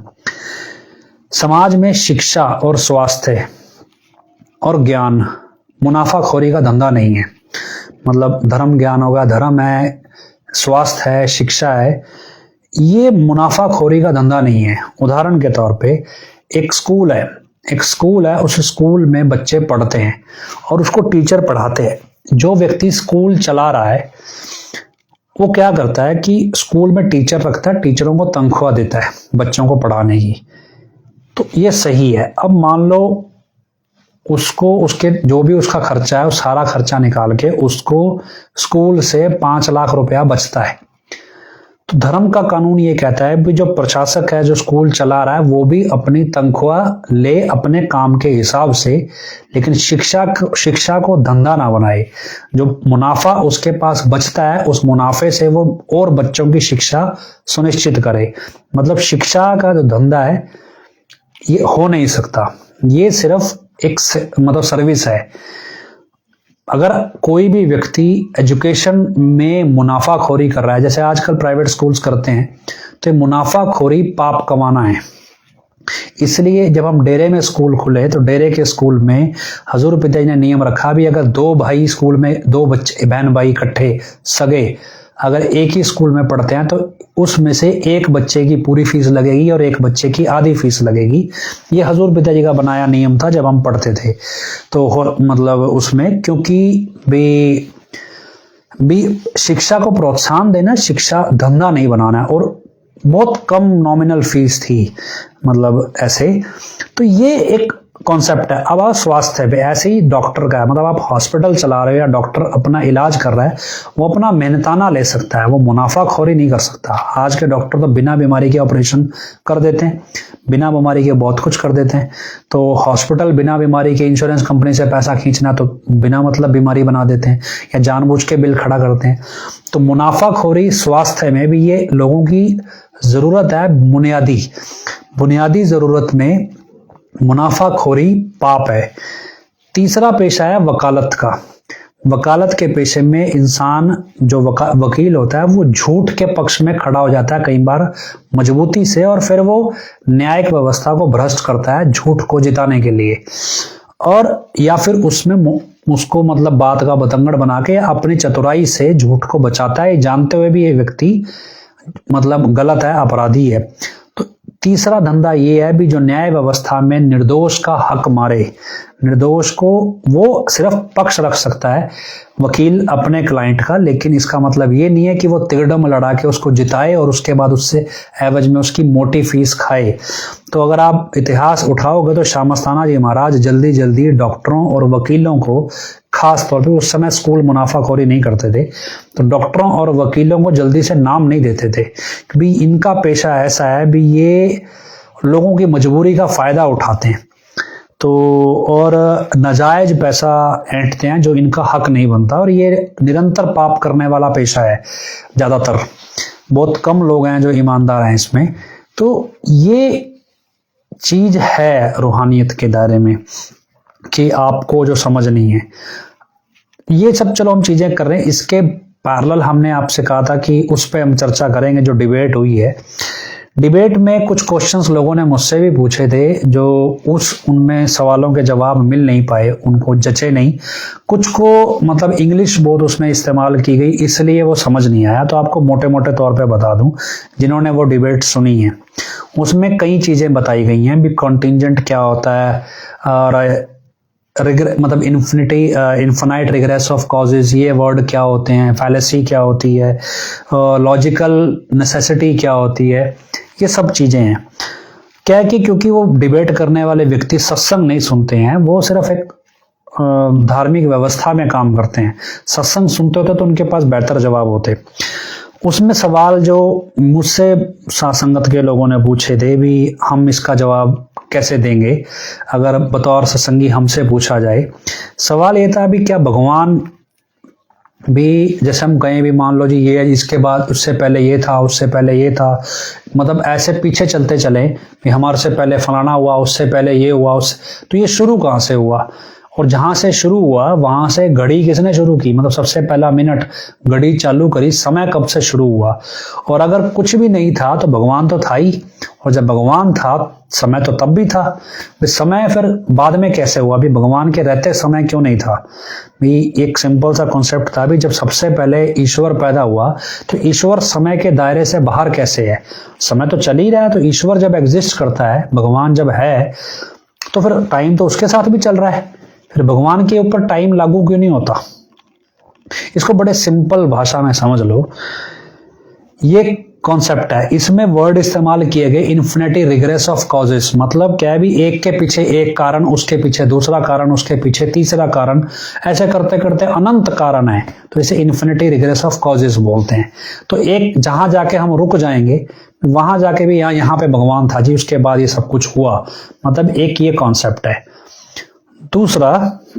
दूसरा कॉन्सेप्ट ये था, उसमें कॉन्टिंजेंट है, अभी चलो भी कोई चीज किसी की वजह से है, मान लो मैं कहूँ मैं हूं तो भाई ये लाइव भी चल रहा है, या ये मोबाइल, मैं हूं तो ये मोबाइल है, मैं हूं तो मैंने ये बनाया, ये है मतलब मैं भी किसी से हूं, वो आगे किसी और से है, तो ये कॉन्टिंजेंट थ्योरी कहते हैं। इसको भी किसी चीज की किसी पे निर्भरता या किसी की वजह से कोई चीज है, ये चीज है। फैलेसी है, एक फॉल्स कॉन्सेप्ट होता है, भी गलत कॉन्सेप्ट है। भी अब उसमें कई चीजें कही गई भी, इस ब्रह्मांड को अगर हम समझने लगेंगे तो इसमें अगर एक तरह से एक ऐसा स्पेस खाली है, मतलब हम कहें भी यार ये सूरज अपने आप इधर से क्यों उग रहा है, भाई कोई तो उगा रहा है इसको, भाई ये ठंड क्यों आ रही है, गर्मी क्यों आ रही है, धरती कब कितना घूमेगी, सूरज किस तरफ कितना जाएगा, भाई कौन तय कर रहा है, मतलब कोई तो है, और जो है उसकी मतलब आपको लग रहा है भी यहाँ जरूरत है किसी की, तो उस जरूरत की जगह भगवान को भर दो, भी यहाँ पे भगवान है बस,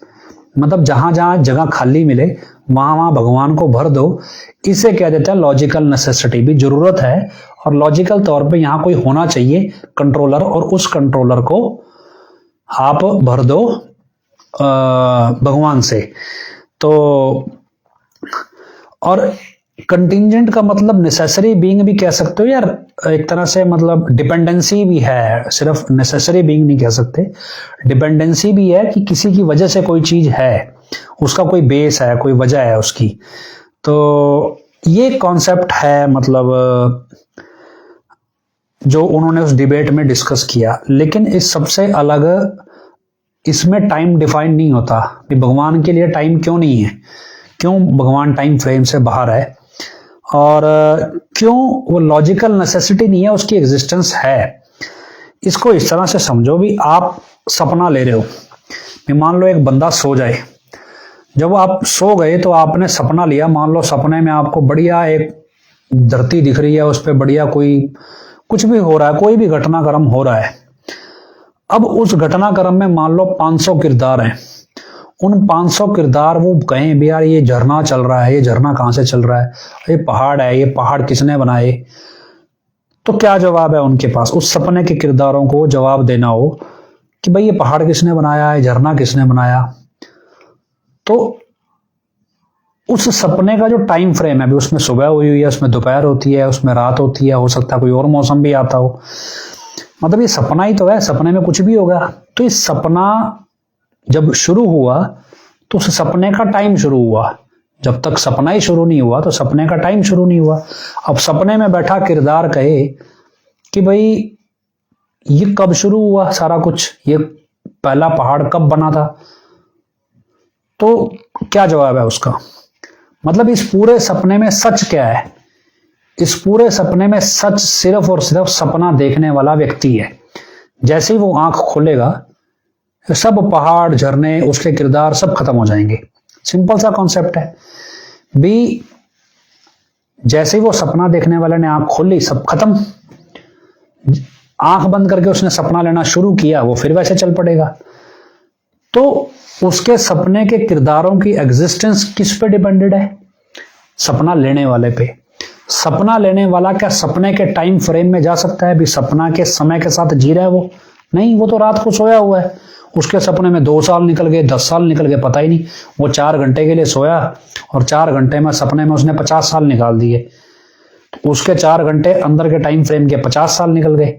तो टाइम फ्रेम क्या है? टाइम फ्रेम, सपने का टाइम फ्रेम अलग है, सपना देखने वाले का टाइम फ्रेम अलग है। तो सपने के टाइम में सपने देखने वाले का टाइम फ्रेम डिफाइन नहीं हो सकता।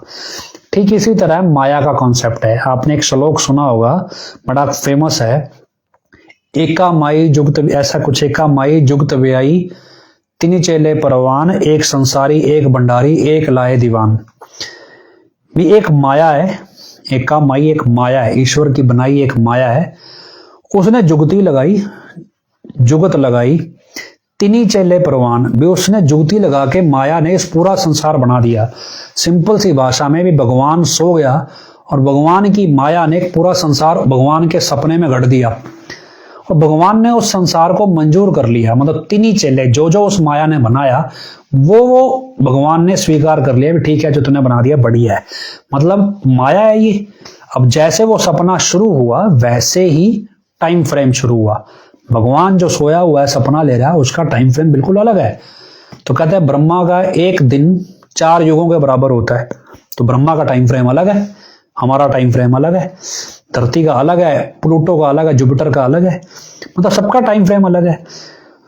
तो कुल मिला के चलें कि एका माई जुगत व्याई तिनी चेले परवान भी एक माया है जिसने ये पूरा संसार रच दिया। काल्पनिक है, मतलब ये नश्वर संसार है।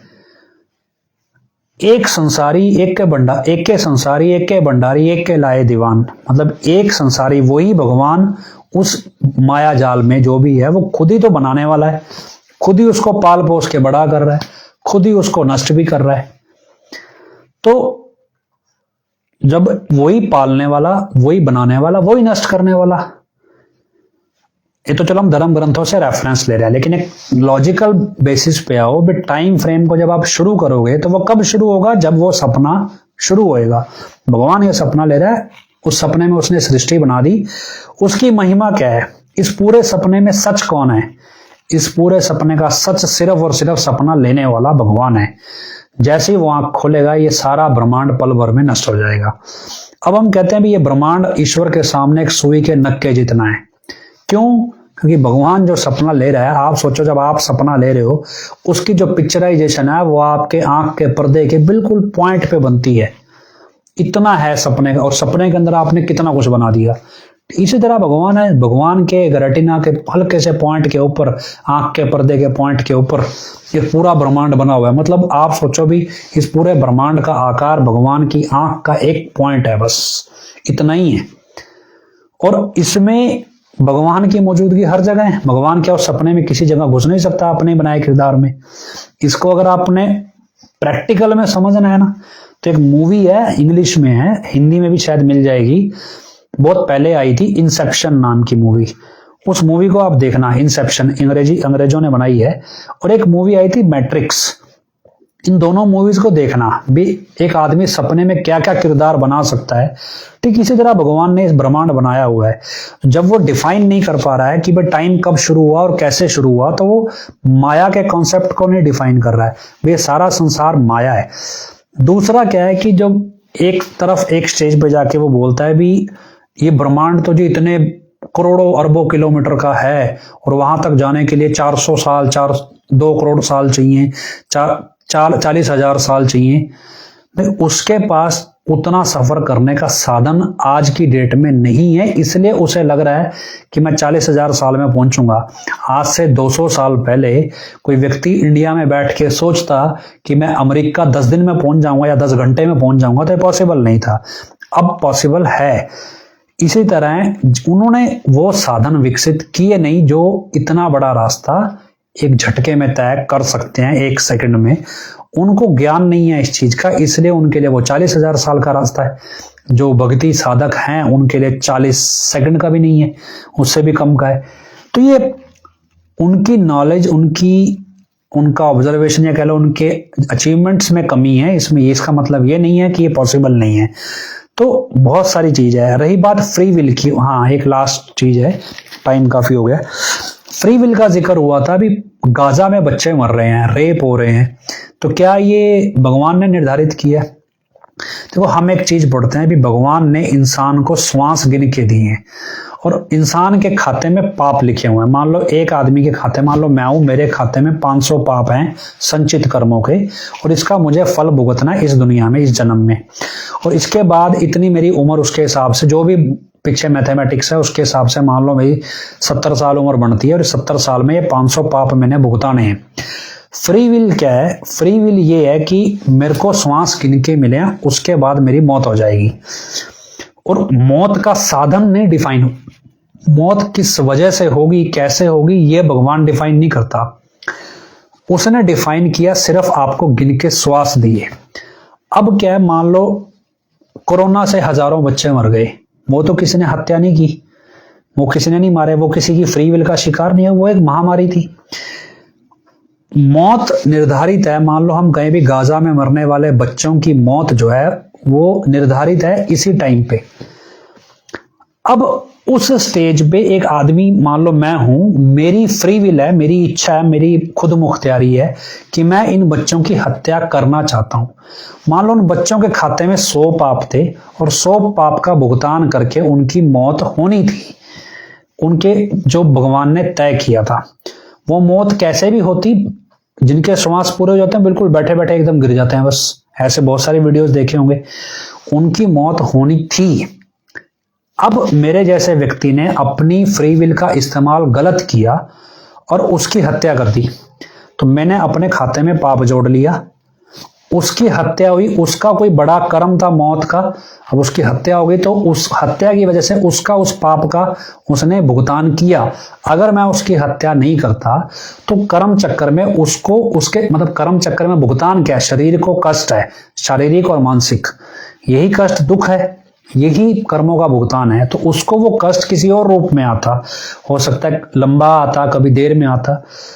दूसरा क्या है, हो सकता है उसकी उम्र ज्यादा होती, सपोज उसकी उम्र एक 10 साल के बच्चे को बम में मार दिया गया, जिसने बम गिराया उसने पाप कमाया, उस बच्चे का कर्म था मौत का, वो कर्म उसने भुगताया। सपोज उसकी उम्र भगवान ने 15 साल लिखी थी, लेकिन उसके प्रारब्ध में पूर्ण गुरु का मिलाप नहीं लिखा था, तो जो 5 साल के बचे हुए पाप हैं उसके, जो उसने उस 5 साल में भुगतने थे, लेकिन समय से पहले एक आदमी ने अपनी फ्री विल का गलत इस्तेमाल करके उसकी हत्या कर दी, तो भगवान का मैथमेटिक्स सिंपल सा है कि 5 साल में जो पाप इसने भुगतने थे ये उठा के मारने वाले के खाते में डाल दो कि भाई इसने टाइम से पहले मार दिया इसको अपनी फ्री विल का गलत इस्तेमाल करके, तो जो पाप इसके बच गए इस जन्म में भुगतने वाले, वो जिसने हत्या की है वो भुगतेगा।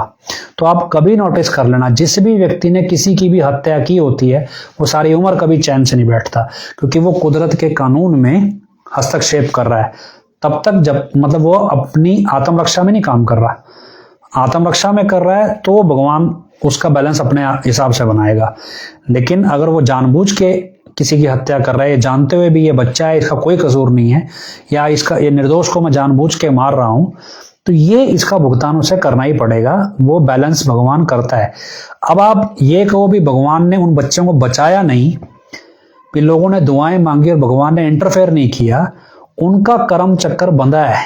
दुआएं काम करती हैं, दुआ किसके लिए काम करती है, मतलब आप सोचो अब इंडिया से अमेरिका गए या किसी और देश में गए और इंडिया के एजेंट हो और वहां जाके इंडिया के लिए काम कर रहे हो और आपको वहां कोई मुसीबत आ गई, आपने मदद मांगी इंडिया से, इंडिया आपकी मदद कब करेगा, जब आप कानून पे पूरे हो, जब आप उनके देश में मतलब कोई गुनाह नहीं करके बैठे, और जब आप अपने देश का कानून, अपना संविधान अपने नियम के अनुसार चल रहे हो, बोला भी ये मेरे नियम के अनुसार चल रहा है, इसको मैंने बचाना है, मेरा जो ड्यूटी है, आपको देश बचाएगा।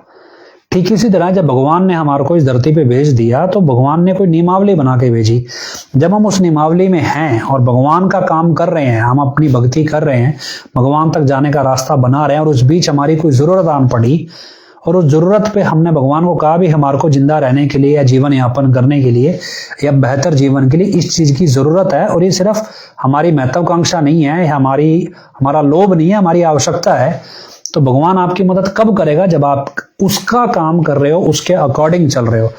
जब आप उसके अकॉर्डिंग नहीं चल रहे तो फिर भगवान आपकी नहीं सुनेगा। तो दुआएं उसकी कबूल होती है जिसकी दुआओं में दम हो, जिसकी दुआ में मतलब वो किरदार हो उसका, जो भगवान के किरदार को एक तरह से कंप्लीट करता हो धरती पे इंसानों के रूप में, उसकी दुआएं कबूल होती हैं। तो जब आप भगवान, माँ बाप के अच्छे किए कर्म औलाद को बेनिफिट पहुंचाते हैं तो उनके किए गए पाप कर्म भी उनको नुकसान भी पहुंचाते हैं, कुलों को। तो दोनों तरफ है, मतलब आप ये कहो भी फ्री विल क्या है, एक लेडी है उसके जीवन में कोई कष्ट है, उसको वो कष्ट भुगतना है और उस कष्ट में उसकी बदनामी होनी है, कुछ भी होना है, उसको मानसिक पीड़िता होगी, कुछ भी होगा, किसी भी रूप में होगा। एक आदमी फ्री विल का इस्तेमाल करके उसका रेप कर देता है तो उस आदमी ने पाप किया, उसको कष्ट किसी और रूप में देता भगवान, जो भी कुछ होता। उसने फ्री विल का इस्तेमाल गलत किया तो उस लेडी के हिस्से के बहुत सारे पाप अपने खाते में डाल लिए। और अब अगर लेडी खुद अपनी सहमति में गलत काम कर रही है तो फिर पाप बराबर का है, फिर इसको पाप की कैटेगरी में गिना ही नहीं जाएगा। तो बेसिकली रेप जस्टिफाइड नहीं होता। फ्री विल में आदमी ने इस्तेमाल गलत किया तो कर्मों का लेखा जोखा बदल देगा। भगवान ये ऊपर से लिख के नहीं भेजता कि भाई इस आदमी का, इस लड़की का रेप होएगा, इसका नहीं होएगा। वो सिर्फ आपको कर्मानुसार आपको मिलने वाले दुख की मात्रा निर्धारित करेगा। किसी ने अपनी खुद मुख्तियारी का गलत इस्तेमाल किया तो उसके हिस्से में जुड़ जाएगा, आपके हिस्से से कट जाएगा। तो लेकिन अगर वो ना भी करता तो आपको किसी और रूप में कष्ट आना था। बचोगे कैसे? कष्ट तो आना है, तय है, तो बचोगे कैसे? बचने का रास्ता नाम है। जितना जपते जाओगे उतना कष्ट आने से पहले कटता जाएगा। आ गया तो ज्यादा जपना पड़ेगा, नहीं आया कभी भी आ सकता है, इसलिए रेगुलर नाम जपना जरूरी है। सिंपल सा है भी, ये बंडल बन के भरा ये पहाड़ खड़ा है भी, इस पहाड़ को, ये पहाड़ कब इसका कौन सा हिस्सा पत्थर टूट के हमारे ऊपर गिर जाए पता नहीं है। हमारे पास एक हथियार है भी, आप इस मंत्र को जपते रहो तो इसके जो पत्थर टूट के गिरने वाले हैं वो कमजोर होते चले जाएंगे। तो अगर गिर भी जाएगा तो वो आपको नुकसान नहीं पहुंचाएगा, मिट्टी बन के गिरेगा, हल्का होके गिरेगा। तो ये नाम का काम है भी, नाम जपते रहो, आपके ऊपर गिरने वाले पत्थर कमजोर होते चले जाएंगे अपने आप। गिर गया उसके बाद जपोगे, फिर वो रिपेयर, आप कहो जी ये गाड़ी है चला रहे हो, इसका एक्सीडेंट ना हो तो इसमें सेफली चलाओ। हो गया फिर तो डेंटिंग पेंटिंग तो होगी ना, उसके बाद वो वैसी ओरिजिनल नहीं रहेगी। ठीक इसी तरह नाम जपने का भी, सुख में जपते रहेंगे तो शायद कष्ट ना आए, शायद क्या आएगा ही नहीं। जब वचन है संतों के, आएगा तो वो सहने लायक होगा। और अगर सुख में दुख आ गया और फिर जपेंगे तो फिर ज्यादा जपना पड़ेगा, क्योंकि डेंटिंग पेंटिंग करानी है तो थोड़ा नुकसान उठाना भी पड़ेगा। तो दोनों के अपने अपने फॉर्मेट है। तो इसमें आप किसी भी के साथ होने वाला मानवाधिकार हनन या शोषण भगवान की दी गई सजा से जस्टिफाई नहीं कर सकते। फ्री विल में लोगों ने मिसयूज किया, लेकिन इसका मतलब ये नहीं कि भगवान की इच्छा है। अगर भगवान पैदा करने वाला है तो संहारक भी वो खुद ही है, वो दूसरा नहीं है। इविल जो है, बुराई है, वो बुराई अधर्म करना सिखा रही है, वो फ्री विल का गलत इस्तेमाल करना सिखा रही है। तो ये सिंपल सा कॉन्सेप्ट है इसमें। क्योंकि वो लोग सत्संग नहीं सुनते, इसलिए वो माया की परिभाषा को, वो संतों की दुनिया को, वो पाप कर्मों के फल के ढांचे को समझा नहीं सकते। क्योंकि ये सत्संग में बताई जाने वाली चीजें हैं, ये धर्म ग्रंथों से पढ़ के समझ आने वाली चीजें नहीं है। तो सत्संग में अपने को पिताजी ने बताई हैं तो अपने को ये समझ आती है भी। आप कहीं ग्रंथों में पढ़ते हो ना, ये सब माया का पसारा है। संतों के पास कहते हैं इतनी ताकत होती है। अब इसको सिंपल समझो भी, आपके सपने में किरदार है। मान लो आप सपना देख रहे हो, कोई बच्चा उसमें घूम रहा है, खेल रहा है। सपोज उस बच्चे के पास इतनी शक्ति आ जाए, वो बच्चा उस सपने से बाहर निकल के आपको बाहर बैठा देख ले और फिर वो वापस सपने में घुस जाए, तो क्या सपने में अंदर उसे कोई चीज पसंद आएगी? उसे क्यों पसंद आएगी? वो कहेगा यार ये तो सपना है, तो कभी भी खत्म हो जाएगा, मैं तो असली किरदार को बाहर जाके देख आया, ये तो है ही कुछ नहीं है, तो कुछ कभी भी खत्म हो सकता है, ये तो सारा कुछ बनावटी है, ये कोई असली चीज है ही नहीं। वो यही बोलेगा।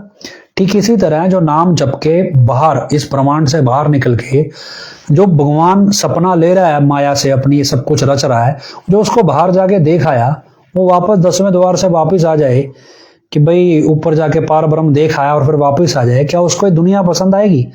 वो इस दुनिया का आनंद मानेगा। भैया मेरी 10 साल की उम्र पड़ी है, एक काम करो भाई, टाइम पास करना है अपने को, यहाँ कुछ नहीं है, तो सब नश्वर संसार है, इसमें कुछ दिल लगाने का फायदा नहीं। असल तो किरदार बाहर बैठा है, ये तो उसकी सुई के नक्के जितना भी नहीं है पूरा ब्रह्मांड। असल किरदार को तो मैं देख आया, तो उसका यहाँ इंटरेस्ट रहेगा ही नहीं। चलो इससे एक और बात याद आ गई।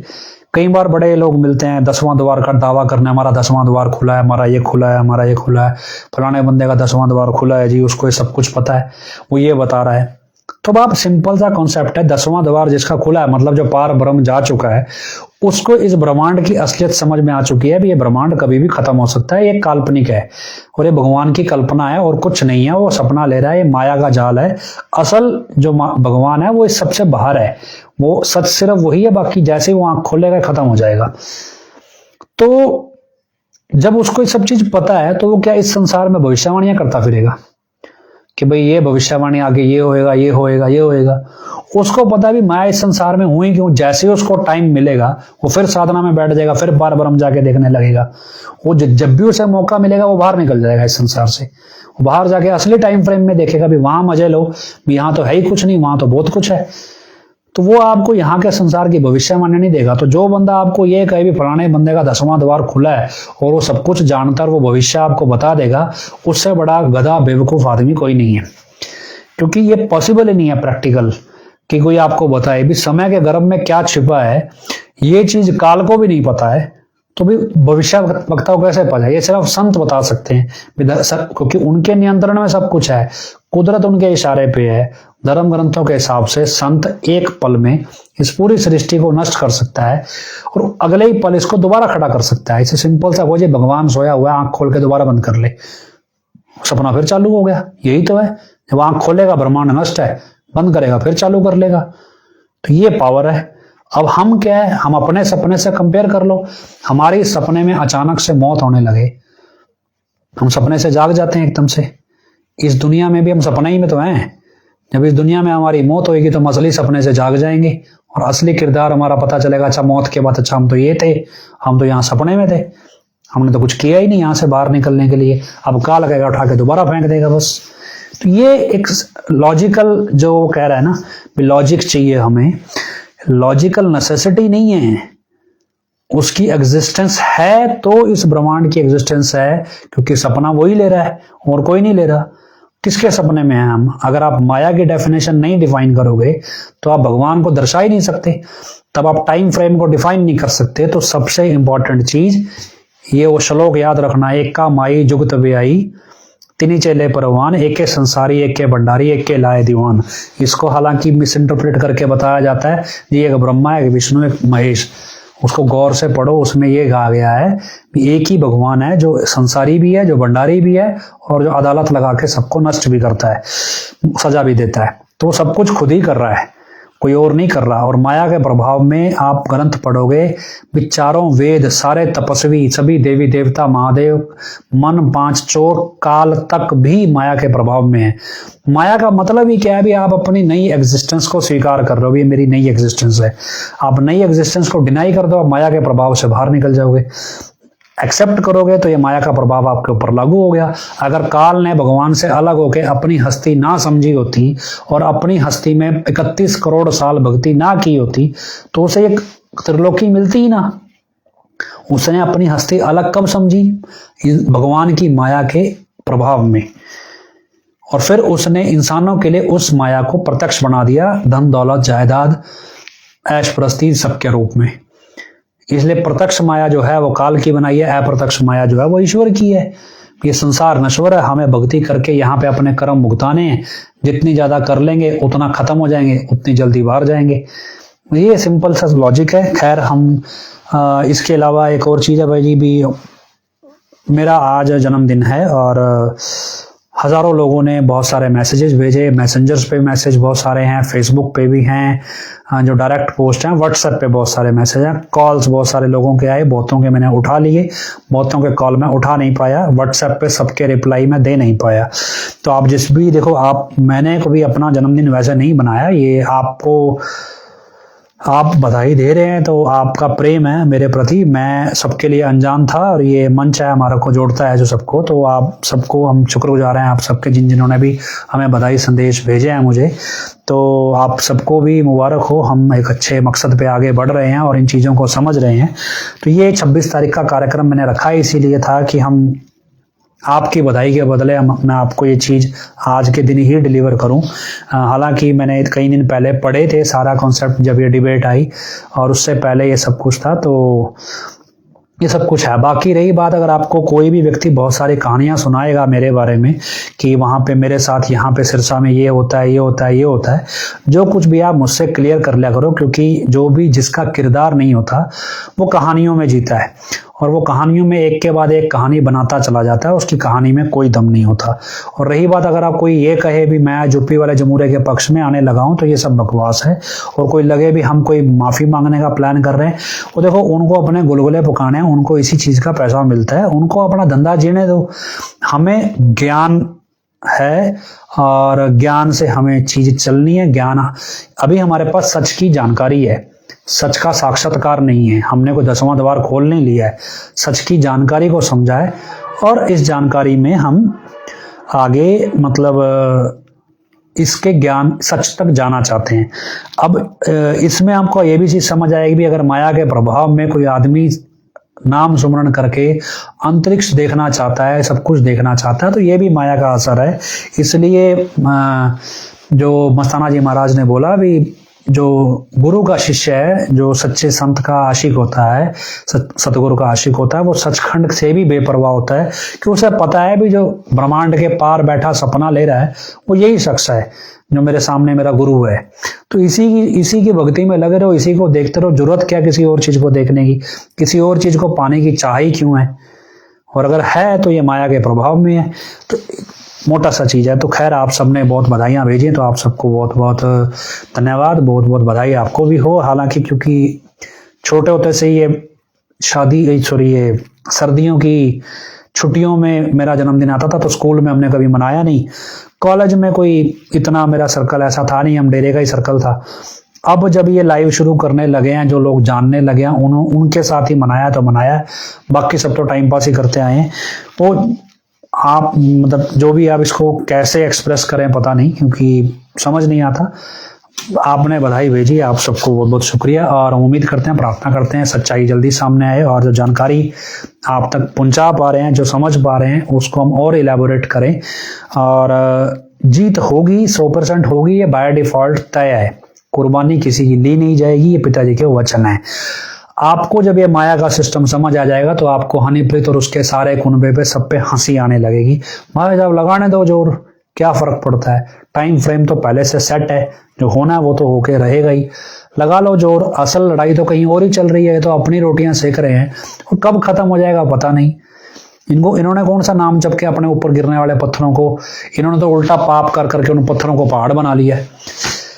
तो खैर हम उम्मीद करते हैं, प्रार्थना करते हैं सच्चाई जल्दी सामने आए, और इस उम्मीद के साथ हजूर पिता के चरणों में नारा लगाते हैं, धन धन सतगुरु तेरा ही आसरा। हम प्रार्थना करते हैं तमाम बहन भाइयों के लिए जो इंसानियत की राह पे शहीद हो गए, जो अपने गुरु से अपना प्रेम ओढ़ निभा गए, उनको मालिक अपनी गोद में और ऊंचा स्थान प्रदान करे। इस प्रार्थना के साथ हजूर पिता के चरणों में नारा लगाते हैं, धन धन सतगुरु तेरा ही आसरा। आखिरी में अरदास बोलते हैं, धन धन सतगुरु तेरा ही आसरा। हे मालिक तुझे लाज है, अब बहुत हो गया, तो दया में रहमत कर, तेरे प्यार मोहब्बत की राह में हमें कोई दुख तकलीफ ना आए, तो ऐसी रहमत बख्श व सबको सुमति दे। किस तरह से देनी है यह तो सब जानता है, जिसको जैसे देनी है वैसे दे, वो तेरी मर्जी। धन धन सतगुरु तेरा ही आसरा।